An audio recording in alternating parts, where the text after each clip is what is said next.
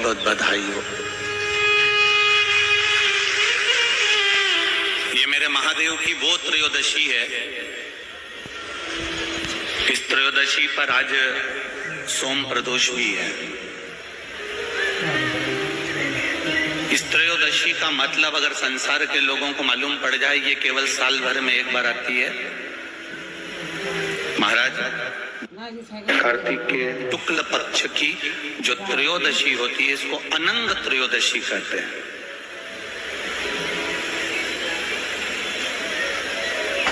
इस त्रयोदशी का महत्व, जिसके परिवार में पति पत्नी का झगड़ा होता हो, जहां अदालत तक बात पहुंच गई हो, या बेटियां मायके रह रही हो, पति कहीं दूसरी जगह रह रहा हो, या किसी पति का या पत्नी का स्मरण कहीं दूसरी जगह हो,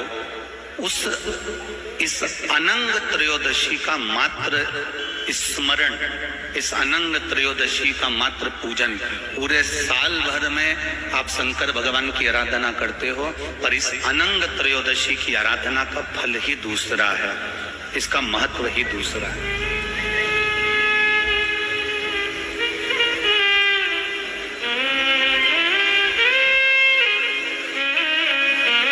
अनंग त्रयोदशी, जिस दिन केवल भगवान शंकर के शिवलिंग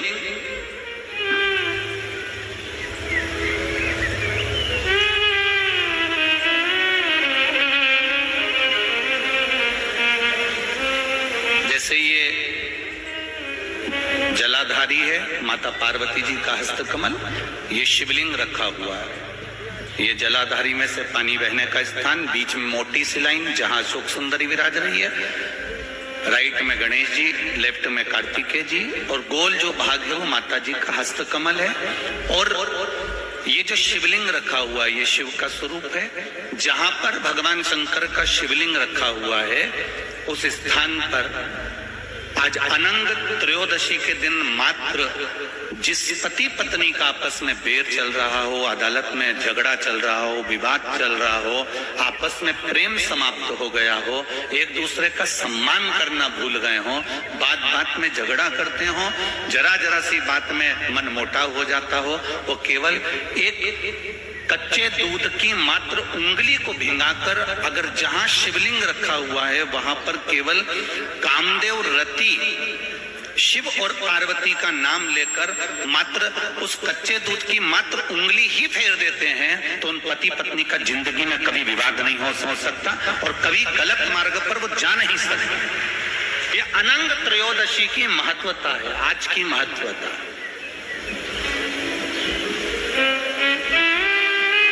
केवल साल भर में एक दिन होता है जिस दिन भगवान अपने साड़ू भाई के साथ पूजाते हैं। केवल साल भर में एक दिन होता है जिस दिन महादेव कामदेव के साथ पूजाते हैं। केवल साल भर में एक दिन होता है अनंग त्रयोदशी का दिन, जिस दिन भगवान शंकर ने कामदेव को भस्म करा था और उसको अनंग कर दिया।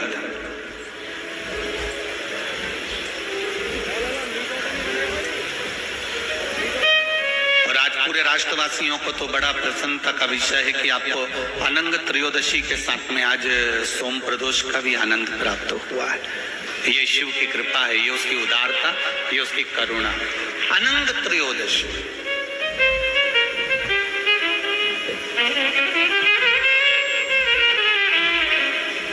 अनंग त्रयोदशी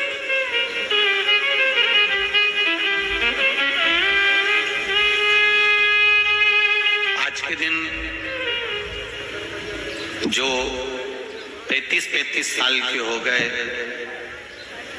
30 साल से ऊपर के हो गए, 42 साल के हो गए और जिनका विवाह नहीं हुआ है, वो बेलपत्री की मध्य पत्ती पर केवल कच्चा दूध लगाकर ही भगवान शंकर को समर्पित कर देते हैं, तो अगली जो अनंग त्रयोदशी आती है उससे पहले उसका मंगल विवाह हो जाता है। इतना महत्व है अनंग त्रयोदशी।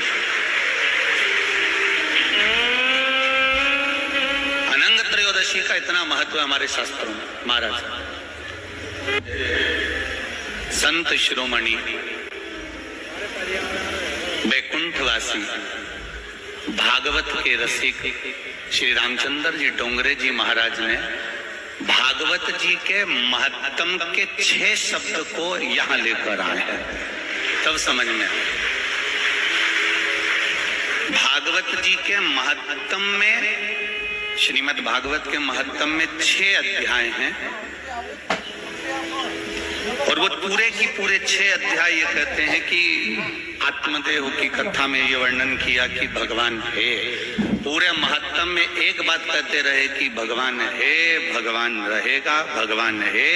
पूरी भागवत के महत्तम में 6 अध्याय में हर अध्याय में भगवान के होने की उपस्थिति को दर्शाया गया है कि भगवान है। तो वो जो 6 अध्याय हैं उन 6 को यहाँ लाकर रख दिया।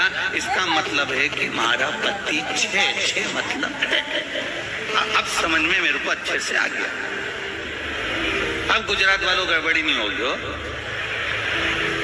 अब समझ में आ गया कि है 6 मतलब है। मतलब जैसे भागवत जी के महत्तम में 6 अध्याय हैं, 6 अध्याय का मतलब 6 अध्याय में ये वर्णन करा गया कि भगवान है, कृष्ण है, राम है। उसी तरह अब समझ में आ गया कि गुजरात वाले 6 जब भी बोले तो समझ जाओ कि भोलेनाथ है। अब इनका 6 केवल अकेला नहीं रहा, अब ये प्रूफ हो गया, ये बिल्कुल प्रमाणित हो गया कि भगवान फिर है, बोल दिए 6 भगवान 6 मतलब भगवान 6। अब ये निश्चित हो गया कि मेरा देव अधिदेव महादेव 6। बस इतनी सी बात अब मेरे को गुजरात से मिल गई है। अब मैं इसको कहीं पे भी ले सकता हूँ। अब अपने को अच्छे से मिल गया। धन्यवाद गुजरात वालों को जिन्होंने मुझे सिखा दिया,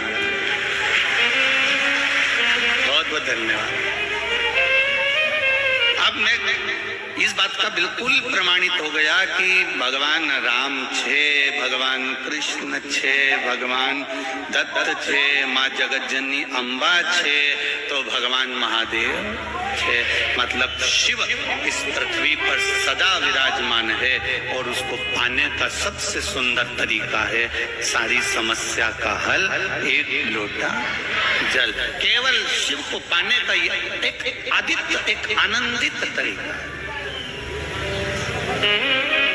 एक सुख। भगवान शिव ओगरदानी, त्रिकालदर्शी, कैलाशी, अविनाशी भगवान शंकर ने माता सती को खूब समझाया था।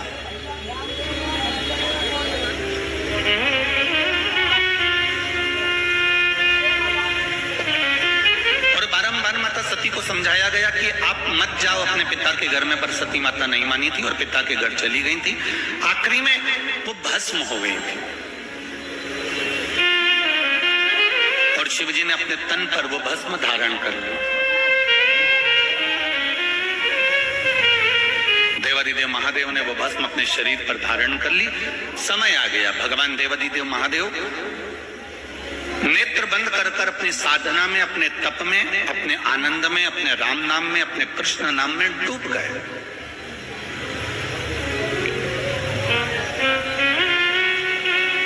विचलित नहीं हुए। भगवान देवादिदेव महादेव का चित्त केवल राम में, कृष्ण में लग गया। नेत्र बंद हैं, साधना में लीन हैं, भगवान की विरल भक्ति में डूबे हुए हैं। उनको कोई मतलब नहीं कि संसार सागर में क्या हो रहा है। अब इसी बीच में जो शंकर भगवान ने भस्म शरीर पर धारण करी थी और भस्म शरीर पर धारण कर कर देवादिदेव जब चलकर आ रहे थे, उस मार्ग में चलते चलते चलते चलते देवादिदेव महादेव के सम्मुख में जब शिव जी केवल तप साधना करने के लिए बैठने जा रहे थे, तब एक असुर, एक राक्षस जन्म ले चुका था जिसका नाम था तारकासुर।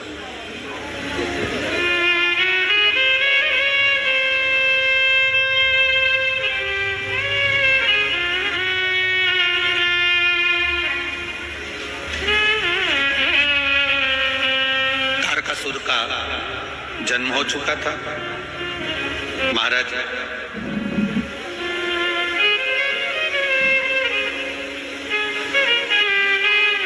देवताओं से ज्यादा सिद्धि दानवों में होती है।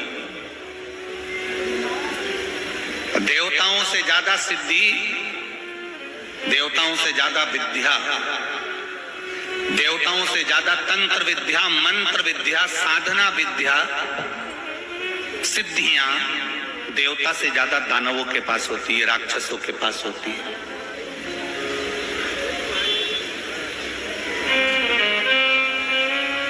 देवताओं के पास में कोई सिद्धि नहीं होती, देवताओं के पास में तो केवल विश्वास होता है परमात्मा के चरणारविंद का।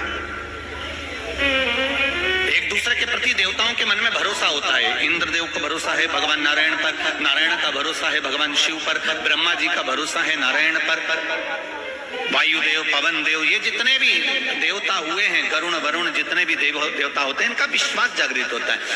देवताओं से ज्यादा सिद्धि दानवों के पास में होती है। उसके बाद भी तुम पूरे पुराणों को उठाकर देख लीजिए, सारे संसार को उठाकर देख लीजिए और जगह जगह जाकर देख लीजिए कि इतनी सिद्धि दानवों के पास में है, इतने मंत्र तंत्र दानवों के पास में है, इतनी सिद्धियां दानवों के पास में है, उसके बाद भी किसी जगह पर दानव की पूजन नहीं होती है। होती है तो केवल देवताओं की पूजन होती है, केवल देवताओं की पूजन होती है।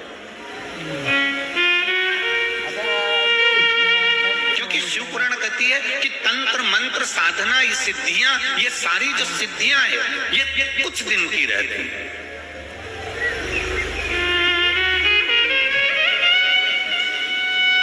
असुरों की, राक्षसों की जो सिद्धियां होती हैं, ये थोड़े दिन की होती है। पर जो विश्वास होता है, भरोसा होता है, प्रेम होता है, वात्सल्यता होती है, करुणता होती है, ये कम नहीं होती, ये और बढ़ती चली जाती है।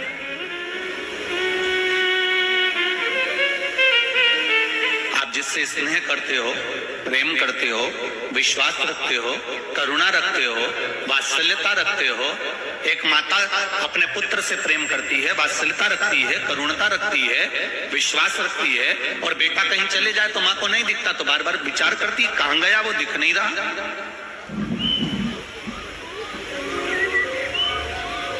वो दिख नहीं रहा। कोई कोई स्नेह जो करते हैं, प्रेम जो करते हैं, उसको देखने के लिए तड़पते हैं।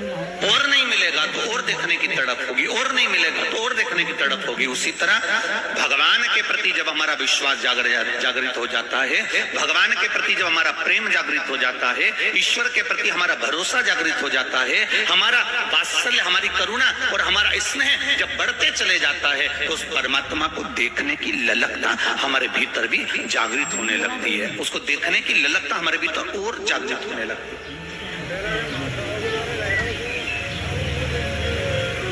उसको देखने का मन जागृत होने लगता है। देव और दानव में यह अंतर है कि दानवों के पास में सिद्धियां ज्यादा है, दानवों के पास में बहुत सारे तंत्र मंत्र साधना है, पर देवताओं के पास में कोई सिद्धि नहीं, कोई मंत्र नहीं, कोई तंत्र नहीं, कोई साधना नहीं। और देवताओं के पास में भले मंत्र तंत्र साधना नहीं है, उसके बाद भी आज भी संपूर्ण ब्रह्मांड में, संपूर्ण विश्व में देवता पूजाते हैं, दानव नहीं पूजाते। भले उनके पास में कितनी भी सिद्धियां हो, कितना भी बल हो, कितनी भी सिद्धियां एकत्रित करके रखे हो, कितना भी तंत्र मंत्र इकट्ठा करके रखे हो, पर वो पूजाते नहीं है।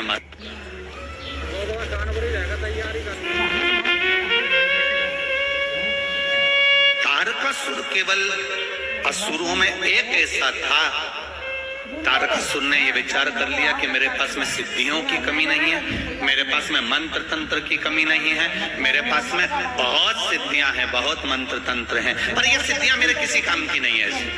तारकासुर ने विचार कर लिया कि मुझे तो भगवान शंकर का भजन करना है, मुझे शिव भक्ति को धारण करना है, और कुछ भी नहीं चाहिए।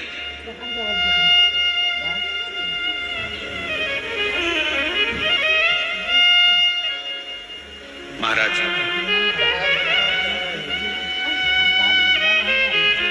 यही चतुरता है। 3 तारीख है।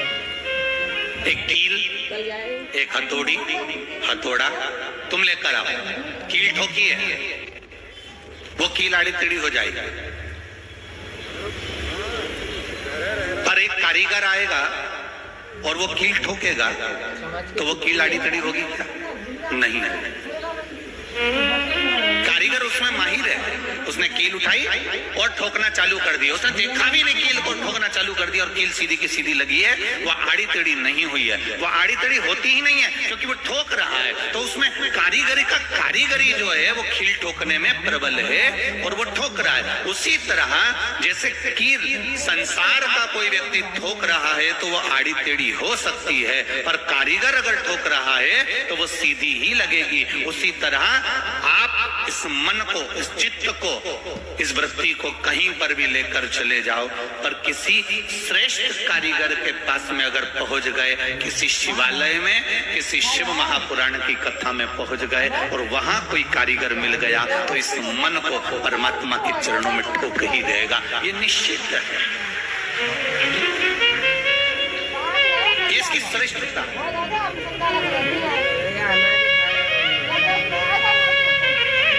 मैंने तेरे ही भरोसे, ओ बाबा तेरे ही भरोसे, हवा बिच उड़ती जावांगी, बाबा डोर हथों छड़ी ना मैं कटी जावांगी, भोले शंभो में हवा बिच उड़ती जवानी, बाबा डोर हथों छड़ी ना मैं कटी जावांगी, भोले मैं तेरी पत्नी शंभो में। इस मन रूपी कील किसी कारीगर के पास में, किसी देवालय में ले जाकर रख दो और अच्छा कारीगर मिल गया तो वो ठोकेगा। और फिर ये कील इधर उधर नहीं जाएगा। एक पत्राया है, देखिए,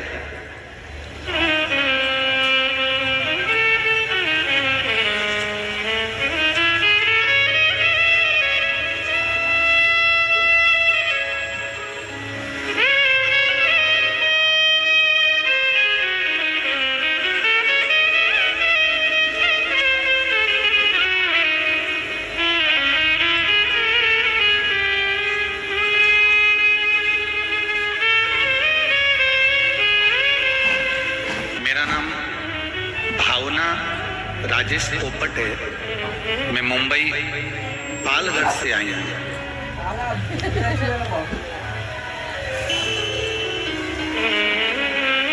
उन्होंने एक बात बहुत अच्छी लिखी है, मेरा नाम भावना राजेश पोपट है, मैं मुंबई पालघर से कथा में धोख लगाने आई हूँ। मुझे हिंदी ठीक से लिखना बोलना नहीं आती है, तो क्षमा करना कहीं गलती हो तो। बेन श्री शिवाय नमस्ते। जहां भी बैठी हैं, अगर कहीं बैठी हो तो दोनों हाथ हिला दीजिएगा आपके। जहां कहीं भी बैठे हो दोनों हाथ हिला दीजिएगा। कहीं बैठी हो तो जरूर हाथ हिलाइएगा। मैं बाबा क्या बखान करूं महादेव की कृपा का। मेरी बेटी जो परदेश में कनाडा में रहती है, उसे लेफ्ट साइड चेस्ट में गांठ हो गई थी, जिसे उसे बहुत तकलीफ होने लगी थी। वह अपना हाथ भी ऊपर नीचे नहीं कर पाती थी। तब उसने वहां डॉक्टर को बताया कनाडा में, तो डॉक्टर ने तुरंत ही उसकी जांच करी और जांच करने के बाद कहा तुम्हारे एक गांठ नहीं है, यहाँ 3-4 गांठ हो गई है। अब वह ज्यादा गंभीर हो गई थी। डॉक्टर ने उसे ऑपरेशन का कह दिया था।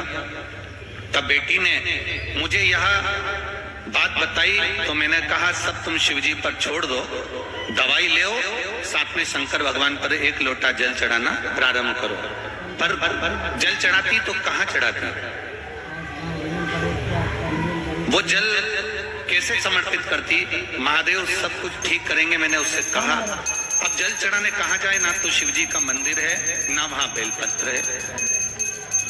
प्रदेश में कहां से जल चढ़ाने मंदिर को जाए, तब मैंने कहा तेरे पास में शंकर भगवान का शिवलिंग या मूर्ति हो तो उस पर जल चढ़ाना प्रारंभ कर दे, उस पर जल चढ़ाओ और वही पानी तुम पीना प्रारंभ करो। श्री शिवाय नमस्तुभ्यम का जाप करना प्रारंभ करो। जो डॉक्टर ने दवाई दी है उसको खाना प्रारंभ करो। तब बाबा एक चमत्कार हो गया बाबा की कृपा से। मैं क्या वर्णन करूं भोलेनाथ जी का।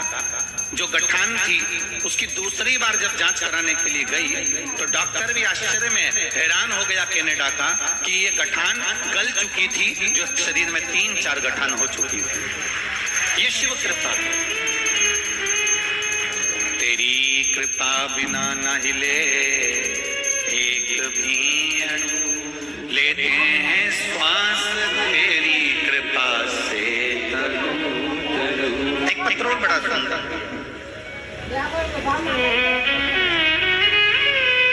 पहले तो बच्चे का फोटो देख लो आप।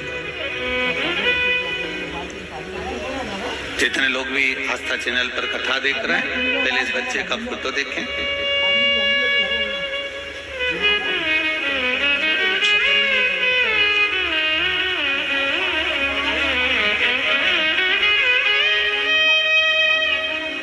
मेरा नाम मंजू बबन पांडे है। मैं औरंगाबाद महाराष्ट्र से आई हूँ। कहीं बैठी हो तो हाथ हिलाइएगा, कहीं बैठी हो तो दोनों हाथ हिलाइएगा। अच्छा, उस वाले पंडाल में है क्या? तो दोनों हाथ हिलाइएगा एक बार। मेरा नाम मंजू बबन पांडे है। मैं औरंगाबाद महाराष्ट्र से आई हूँ। जहाँ कहीं बैठी हो तो दोनों हाथ हिलाइएगा एक बार। कैमरे वालों को दिख जाए तो हमें भी दिख जाए। शंभू,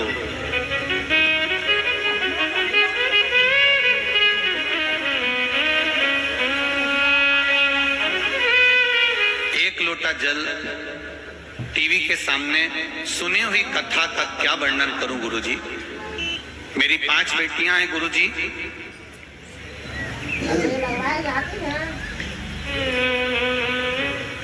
अप्रैल 2022 को मेरे चौथे नंबर की बेटी सोनोग्राफी करा के आई तो रिपोर्ट नॉर्मल थी गुरुजी। 11 अप्रैल 2022 को उसको दिक्कत शुरू हो गई और डॉक्टर ने उसकी डिलीवरी डेट 14 अप्रैल दी, लेकिन उसको दिक्कत 11 को शुरू हो गई और अपने यहाँ रामनवमी के यज्ञ में बैठी थी। 4 बजे हम उसे लेकर हॉस्पिटल लेकर गए, उसका ऑपरेशन शुरू किया। लेकिन गुरुजी जब उसके बच्चे को निकाला गया तब बच्चा रोया नहीं, उसके श्वास में तकलीफ हो गई और उसमें कुछ भी ऐसा नहीं था कि वो हिल रहा था। डॉक्टर ने फेफड़ों में दिक्कत बता दी। ऐसा कहा इसको तुरंत दूसरे हॉस्पिटल में ले जाओ। हम एक हॉस्पिटल छोड़कर दूसरे हॉस्पिटल में 6:30 से लेकर 7:30 तक हॉस्पिटल घूमते रहे, पर कोई झेलने को तैयार नहीं था, क्योंकि बच्चा रोया भी नहीं था, श्वास भी नहीं थी। हर तरह से हम परेशान हो गए। तब अब श्री शिवाय नमस्तुभ्यम का जाप करना प्रारंभ करा। मैंने अपने तीसरे नंबर की बेटी से कहा कि तुम जाओ और शिव जी पर 1 लोटा जल चढ़ाओ और वो जल लाकर तुरंत दो। बेटी ने जल लाकर शंकर भगवान का चढ़ाया हुआ जल लाकर दिया और बाबा की कृपा से, शिव की कृपा से वो जल हाथ में लेकर जब फेरा गया, बाबा की कृपा से बच्चे ने 11:30 पर रोना प्रारंभ करा और बाबा की करुणा ऐसी हुई कि वो बच्चा अब स्वस्थ है। उसका फोटो भी लगाया है गुरुजी, और जिस समय वो हालत गंभीर थी उस समय भी लगाया है। उसकी सारी रिपोर्ट लगा रही हूँ उस बच्चे की कि उसके फेफड़े आदि कुछ भी काम नहीं करते।